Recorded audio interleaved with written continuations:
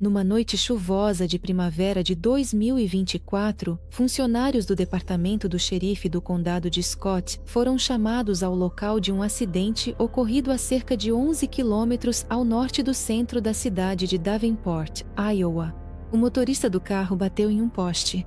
Felizmente, ninguém se feriu. À primeira vista, tudo parecia um caso comum de direção sob efeito de álcool. No entanto, à medida que o motorista ia recobrando a consciência, a situação começou a tomar um rumo muito mais preocupante. No início, ele se confundia em seus depoimentos, mas logo começou a se lembrar e contar coisas que deixaram os policiais em choque. Christopher B. Hall, um morador local de 31 anos, não conseguiu explicar onde estava nem de onde tinha vindo.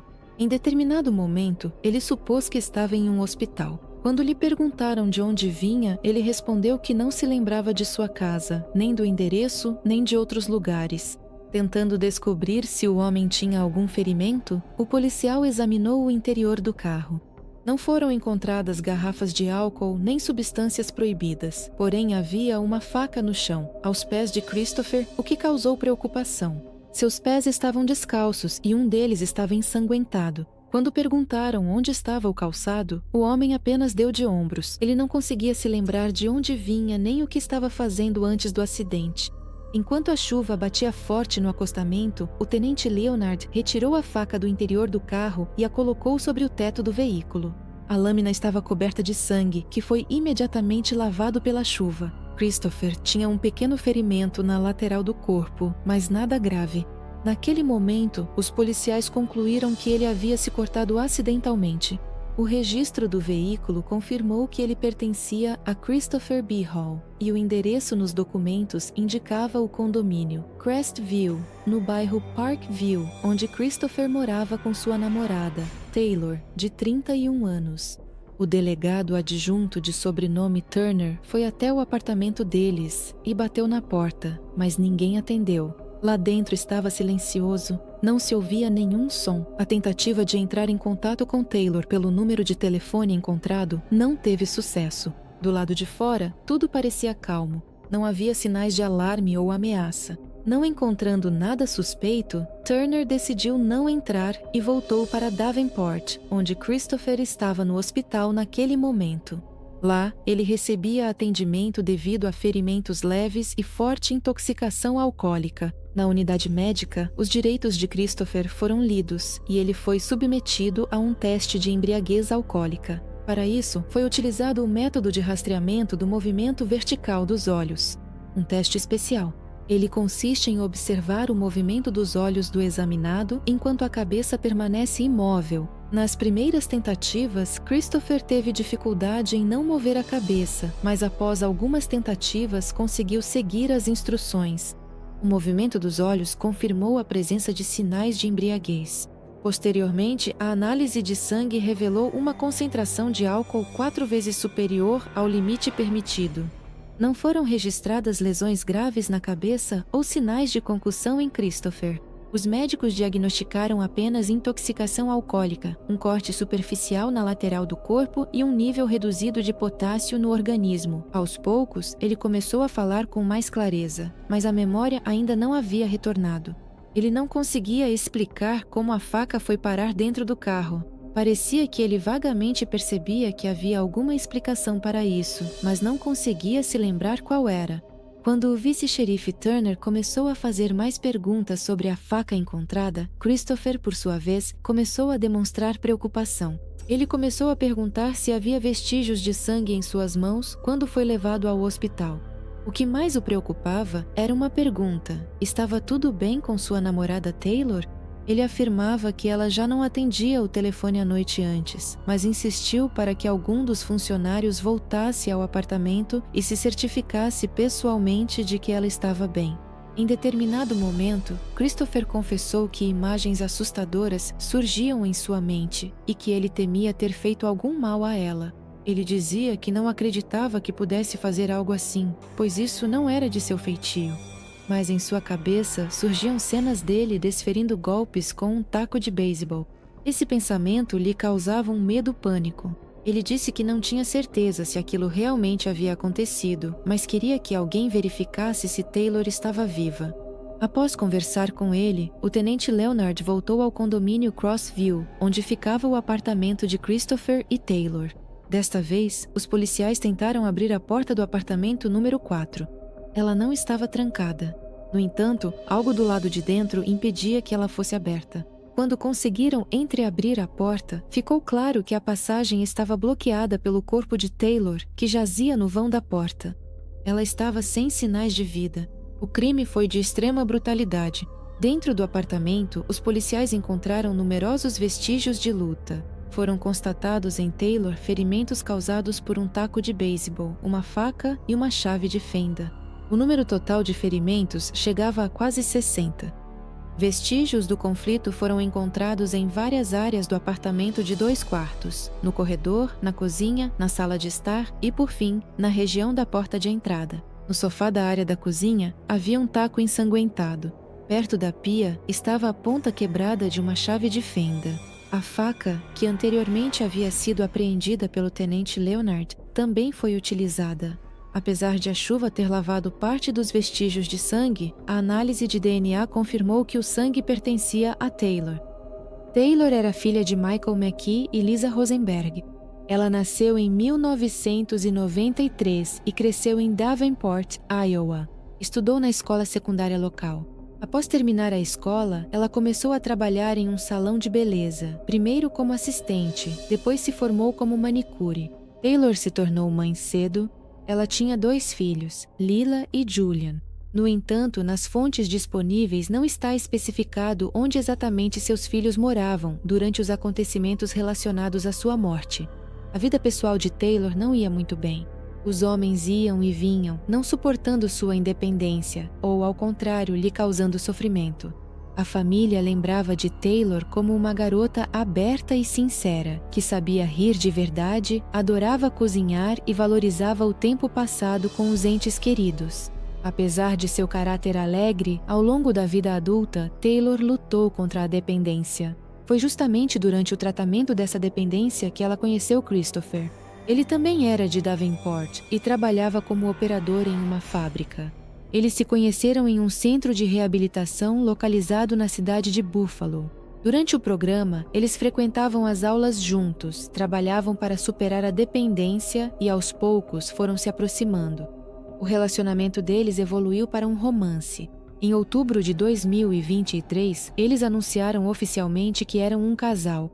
Após terminarem o curso de reabilitação, eles imediatamente foram morar juntos. Mas já no dia seguinte à alta, ambos voltaram a consumir álcool. O relacionamento entre Christopher B. Hall e Taylor de Contrias não podia ser chamado de simples. Era uma união cheia de contradições, em que o amor e o afeto frequentemente coexistiam com tensão e explosões de agressividade. Taylor contou várias vezes às amigas que Christopher ficava explosivo, especialmente depois de beber álcool. Embora ele fosse atencioso com ela quando estava sóbrio, nos momentos de briga perdia o controle e Taylor sentia que estava andando na corda bamba. Mesmo assim, ela continuava com ele, explicando que acreditava em sua bondade interior, tinha esperança de que ele mudasse e achava que todos merecem uma chance. Houve períodos em que as coisas realmente melhoravam. Christopher ia trabalhar, eles planejavam o futuro juntos e conversavam sobre se mudar. No entanto, após cada um desses períodos de luz, sempre vinha uma nova queda. Brigas, cenas de ciúmes, acusações. Segundo conhecidos, Christopher tinha um temperamento possessivo e frequentemente achava que Taylor devia obedecer à sua vontade. Apesar disso, a jovem não procurava a polícia e tentava não expor os problemas do relacionamento. Ela enviava mensagens aos amigos com indícios de preocupação, mas dizia que conseguiria lidar sozinha. As pessoas ao seu redor sabiam. Taylor era do tipo que acreditava até o fim que poderia mudar a situação e a pessoa ao seu lado.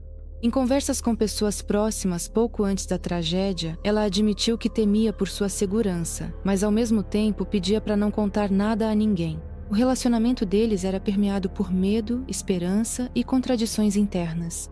Foi uma armadilha emocional da qual Taylor, apesar de estar ciente do perigo, não conseguiu escapar. Christopher B. Hall nasceu em 5 de setembro de 1993, no estado de Iowa, em uma família que parecia existir apenas por inércia. Seu pai trabalhava como soldador, viajava frequentemente a trabalho e voltava para casa irritado e com um forte cheiro de álcool. A mãe sofria de depressão e passava a maior parte do tempo no quarto, de onde vinham os sons de uma televisão antiga. Na casa reinava um silêncio instável, capaz de se romper a qualquer momento em gritos. Desde muito pequeno, Christopher soube o que era se esconder no armário para fugir das brigas familiares. Na escola, ele era um adolescente calado e tenso. Os professores diziam que ele era inteligente, mas não sabia trabalhar em grupo. Um dos professores lembrava como Christopher certa vez desenhou um quadro em que uma pessoa estava em chamas, mas sorria. Já naquela época, sentia-se uma escuridão dentro dele. No ensino médio, ele se tornou dependente do álcool, com o qual teve contato pela primeira vez aos 13 anos. Roubou uma garrafa do pai e a bebeu sozinho no porão. Depois da escola, Bihal tentou entrar em um curso de mecânica automotiva na faculdade, mas desistiu após 6 meses. Era difícil para ele lidar com a pressão e ele perdia o controle cada vez com mais frequência. Trabalhou por um tempo em uma oficina mecânica, depois em um depósito, e também fez alguns bicos como entregador. Ele não conseguia permanecer em nenhum lugar por mais de alguns meses. Em um dos empregos, ele foi demitido após um incidente com um cliente a quem ameaçou. Foi então que os colegas suspeitaram pela primeira vez que ele tinha problemas mentais. Os médicos diagnosticaram Christopher com transtorno de personalidade borderline com sinais de pensamento paranoico. No entanto, ele recusou a terapia, alegando que todos os psiquiatras mentem e tentam invadir sua mente. Com o tempo, ele começou a ter alucinações auditivas. Ele contava que ouvia os vizinhos falando sobre ele, como se alguém sussurrasse sob suas janelas à noite. Os relacionamentos com mulheres eram instáveis. Da paixão à agressão era um passo. Em um dos relacionamentos anteriores, segundo a ex-parceira, ele certa vez quebrou a porta da geladeira e destruiu a televisão, e depois chorou no colo dela, dizendo que tinha medo de si mesmo. Quando conheceu Taylor, ela se tornou seu porto seguro. Ele a chamava de sua heroína, dizia que ela era a única que entendia o que se passava em sua cabeça. Mas aos poucos, o relacionamento deles começou a repetir o velho padrão. Ele a controlava, sentia ciúmes, checava o celular dela, obrigava-a a excluir homens das redes sociais. Às vezes, sumia por vários dias, depois voltava com presentes e promessas de que tudo seria diferente. Mais perto da tragédia, ele começou a perder contato com a realidade com mais frequência. Afirmava que estava sendo vigiado. Pedia para Taylor cobrir os espelhos e não olhar neles depois da meia-noite. No dia do crime, segundo os amigos, ele estava quieto, retraído e se comportava de maneira bastante estranha. No apartamento onde ocorreu a tragédia, os investigadores encontraram apenas alguns fragmentos que permitiam ter uma ideia aproximada do que aconteceu nos últimos minutos antes do ataque brutal contra Taylor. Nos armários do quarto não havia nada de notável. Sobre os criados mudos havia pequenos objetos e no chão estava uma bolsa. No banheiro não havia sinais de qualquer limpeza. No entanto, no quarto principal, ao lado do travesseiro, havia uma garrafa plástica quase vazia de vodka. No lençol era visível uma pequena mancha de sangue, presumivelmente deixada pelo toque de um dedo. A tampa da garrafa e o telefone celular de Christopher também estavam sobre a cama. O segundo telefone, pertencente a Taylor, foi encontrado na cozinha. Na noite da tragédia, Taylor tentou entrar em contato com 2 conhecidos pelo Facebook Messenger. O primeiro foi Michael Holland. Ela pediu para que ele fosse buscá-la. Isso já havia acontecido antes. Michael já a havia ajudado várias vezes. Ele conversou com a garota ao telefone naquela noite e notou que ela estava emocionada. Provavelmente havia bebido. Ele mesmo também tinha bebido algumas taças e, por isso, recusou-se a dirigir. Ele tentou pedir um táxi para ela pelo Uber, mas a corrida até a casa dele custava $150, o que era caro demais. Ele prometeu buscá-la de manhã, mas nunca recebeu uma ligação dela. A segunda mensagem pedindo ajuda, Taylor enviou para um colega de escola chamado Nick Seaman. Já passava das 11 da noite. Nick só viu a mensagem de manhã por volta das 7. Taylor escreveu que, se algo acontecesse com ela, a culpa seria do Christopher. Depois, ela acrescentou para ele não responder, porque Christopher estava se comportando de forma inadequada. Apesar disso, ela não ligou para os serviços de emergência. Christopher foi detido enquanto ainda estava no hospital. Após o registro, ele foi levado para a delegacia, onde foi interrogado pelos policiais. No momento do interrogatório, ele já estava sóbrio. Sem advogado, ele começou a se lembrar de fragmentos dos acontecimentos. Em poucas horas, ele contou 2 versões diferentes. Em uma delas, ele afirmou que ele e Taylor estavam jogando cartas. Em determinado momento, Taylor começou a se comportar de forma emocional. Ele tentou acalmá-la e eles deitaram juntos na cama. Segundo ele, depois disso, ele quase não se lembrava de nada até o momento do ataque com o taco de beisebol na porta de entrada. Christopher se lembrava de Taylor indo para a cozinha e começando a entrar em pânico. Ele não entendia o que ela estava fazendo e tentou tirar algum objeto dela. Em seguida, ela correu para a sala de estar. Os acontecimentos seguintes ele lembrava vagamente. Ele diz que se lembra mais ou menos de como pegou o taco de beisebol e a golpeou. No restante, as lembranças eram fragmentadas. Ele não conseguia reconstruir uma sequência clara dos acontecimentos. Christopher disse que, depois do ocorrido, ficou parado, confuso, pensando se deveria voltar para o quarto ou simplesmente pegar as chaves e ir embora. Christopher relatou que, depois de sair do apartamento, não se lembrava de mais nada até o momento em que acordou no hospital. Ele não conseguiu explicar aos investigadores o que exatamente provocou o ataque a Taylor.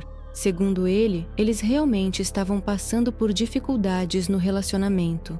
Ele sentia que Taylor o tratava com frieza, dando a entender que ele não fazia parte da vida dela. Segundo ele, ela frequentemente fazia críticas e o desvalorizava, o que fazia Christopher se sentir inútil. Apesar disso, ele afirmava que a amava e tentava melhorar o relacionamento. Os investigadores deixaram Christopher sozinho por um tempo para discutir os próximos passos. O relato dele não coincidia com o que eles viram na cena do crime. Em particular, ele não mencionou os incidentes que ocorreram no corredor e na cozinha. Embora as evidências indicassem claramente que o ataque começou em uma parte do apartamento e depois se deslocou para outros cômodos, terminando na porta de entrada. Quanto à faca, ele só se lembrava de ter sofrido um corte e sobre a presença de uma chave de fenda, ele não sabia de nada. Ele afirmava que o álcool destruiu sua vida, não entendia como pôde fazer algo assim. Christopher lembrava que ele e Taylor já haviam bebido juntos outras vezes, mas nunca tinham ocorrido incidentes desse tipo. Ele se perguntava por que tudo aconteceu justamente naquela noite. Quando o interrogatório continuou, os investigadores começaram a pressionar Christopher, exigindo que ele preenchesse as lacunas em seu relato. Foi então que ele começou a fazer suposições. Talvez, depois que a agressão foi longe demais, ele, segundo suas próprias palavras, possa ter esfaqueado Taylor para acabar com o sofrimento dela. Ele mesmo não tinha certeza dessa versão, pois as lembranças daquela noite eram confusas. Os investigadores apontaram a inconsistência entre suas palavras e as provas materiais. Vestígios de sangue foram encontrados não apenas no taco de beisebol e na faca, mas também em outras partes do apartamento, o que indicava que o ataque ocorreu em vários pontos. Christopher não conseguiu explicar por que havia sangue nesses lugares. Ele voltou a afirmar que não se lembrava de ter usado a chave de fenda, embora não descartasse a possibilidade de ela ter sido utilizada. No tribunal, Christopher foi acusado de crime de primeiro grau. Para provar sua culpa, a acusação precisava demonstrar que as ações do réu foram maliciosas e premeditadas. A defesa reconheceu o fato do crime. Ele infligiu ferimentos fatais em Taylor. A perícia forense mostrou que a morte ocorreu em decorrência de um dos inúmeros golpes, mas não foi possível determinar exatamente de qual deles. Christopher afirmou que estava em estado de embriaguez alcoólica até perder completamente a memória. Os advogados insistiram que, nesse estado, ele não poderia ter planejado conscientemente suas ações ou ter tido intenção maliciosa. No entanto, a decisão sobre a qualificação do crime cabia ao júri. Embora não tenham sido apresentadas provas de que ele tenha se preparado previamente para o crime ou tentado encobrir vestígios, isso não significava que Christopher não pudesse ter cometido conscientemente o ato pelo qual era acusado. Para que fosse emitido um veredicto de culpa, não era necessário que Christopher se lembrasse do ocorrido. O número de ferimentos infligidos a Taylor indicava um ataque prolongado, durante o qual ele teve tempo suficiente para parar. Cada lesão poderia ser considerada como uma ação consciente separada. O uso de 3 objetos diferentes, um taco de beisebol, uma faca e uma chave de fenda, também sugeria que o crime não foi cometido de forma espontânea, mas sim premeditada. Embora todas as armas estivessem no apartamento, Christopher teve que trocá-las pelo menos 2 vezes durante o ataque. As provas materiais indicavam que o incidente ocorreu em várias áreas do apartamento. O ataque começou em um local e se deslocou para outros cômodos, o que indicava ações deliberadas. Após o ocorrido, ele deixou o apartamento, o que indicava consciência das consequências. O médico legista, Dr. Denise Klein, que realizou a autópsia, confirmou que a causa da morte foram múltiplos ferimentos causados por objetos contundentes. A acusação insistiu que a morte de Taylor foi resultado do caráter geral do ataque. O perito não conseguiu indicar com precisão qual golpe foi fatal. Os promotores chamaram a atenção dos jurados para os ferimentos causados por faca, especialmente aqueles que, segundo o próprio Christopher, foram os últimos, quando ele a golpeou na entrada. No entanto, o perito observou que alguns dos ferimentos poderiam ter sido causados por uma queda. Não era possível descartar completamente essa possibilidade. A análise mostrou que havia uma quantidade significativa de álcool no sangue de Taylor. A defesa insistiu que já um dos primeiros golpes poderia ter sido fatal e que os ferimentos subsequentes não influenciavam a avaliação jurídica do ocorrido. Portanto, segundo a defesa, a presença de intenção em cada ação individual não tinha importância decisiva.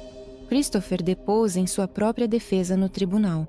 Essa foi provavelmente sua única chance de apresentar o ocorrido como uma tragédia causada por um súbito surto de emoções, e não como um ato friamente premeditado. Sob juramento, ele mudou seu depoimento novamente. Agora, ele não se lembrava de ter usado a faca. Ele afirmou que a última coisa de que se lembrava era deles deitados na cama conversando. Antes, ele havia contado que Taylor supostamente pegou a faca e o feriu, depois do que ele a empurrou e pegou o taco. Agora, porém, ele negava completamente essa versão, admitindo que a inventou. Ao mesmo tempo, ele confirmou que realmente houve golpes com o taco. E pelo que se lembra, em um desses momentos, Taylor estava de costas para ele. Quando questionado sobre a confissão de ter usado a faca durante o interrogatório, ele respondeu que, na época, realmente acreditava que isso havia acontecido. Segundo ele, supostamente queria acabar com o sofrimento dela, já que já havia causado muitos ferimentos. Em seu discurso final, o principal advogado de Christopher, Miguel Pentes, mais uma vez recorreu a uma comparação inusitada.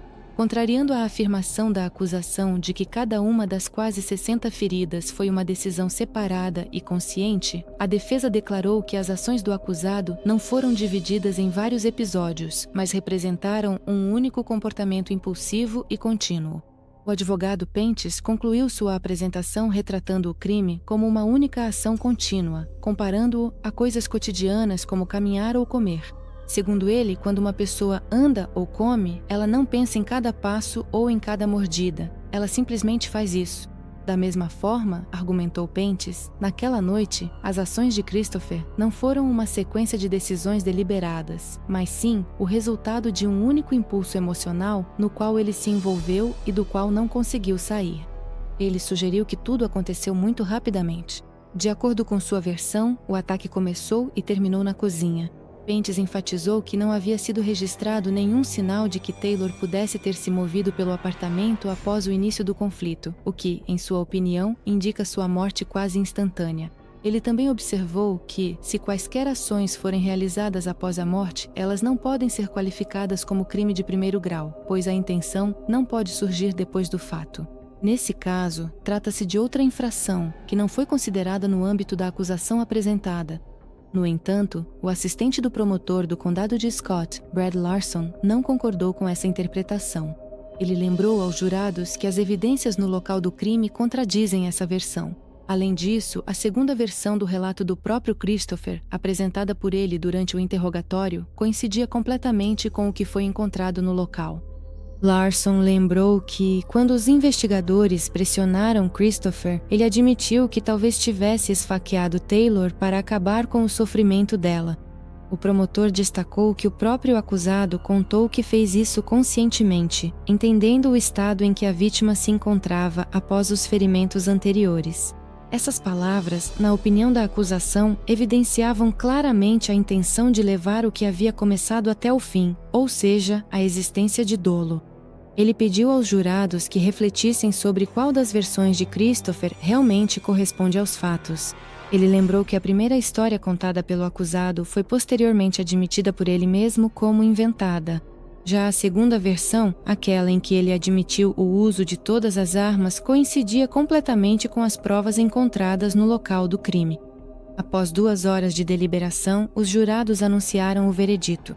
Christopher foi considerado culpado de crime de primeiro grau. Ele também foi considerado culpado de agressão com intenção, que resultou em graves lesões corporais.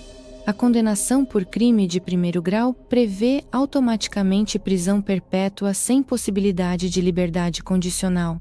A sentença final está marcada para o dia 30 de maio de 2025. Espera-se que nesta audiência, vários membros da família, incluindo a mãe de Taylor, Lisa, façam declarações sobre as consequências da tragédia,